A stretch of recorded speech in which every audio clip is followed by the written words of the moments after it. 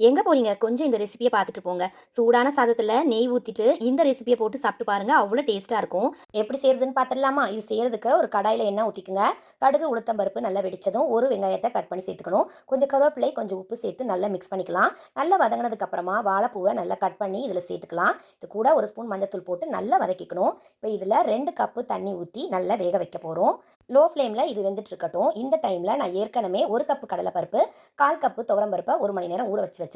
அத மிக்ஸி ஜார்ல போட்டுக்கிறேன். இப்போ இது கூட 3 மிளகாய் வத்தல், 4 பல் பூண்டு, கருவேப்பிலை கொஞ்சமா, 1 ஸ்பூன் அளவுக்கு சோம்பு, கொஞ்சமா உப்பு. இது கூடவே கொஞ்சம் பெருங்காயத்தூளும் சேர்த்துக்கலாம். இப்ப இது எல்லாத்தையுமே அரைச்சுட்டு வந்துடலாம். தண்ணி ஊத்தாம இந்த மாதிரி கொர கொரன்னு அரைச்சு எடுத்துக்கங்க. இந்த மாதிரி கொர கொரன்னு அரைச்சு எடுத்துக்கணும்.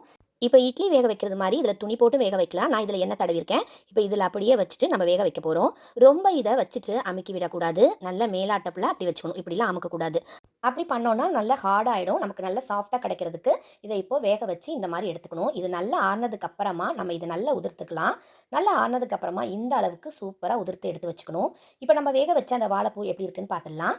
வாழைப்பூல இருக்கிற தண்ணி ஓரளவுக்கு கம்மியாயிடுச்சு. இப்போ இதில 1 ஸ்பூன் அளவுக்கு மிளகாய் தூள் போட்டு அந்த தண்ணி கம்மியாறது வரைக்கும் நல்லா வதக்கிக்கங்க.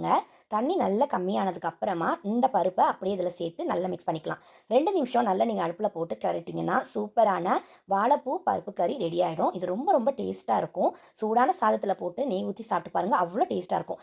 இல்லன்னா வத்த குழம்பு, காரக்குழம்பு இதுக்கும் வச்சு சாப்பிடலாம். ட்ரை பண்ணி பாருங்க. பாய்.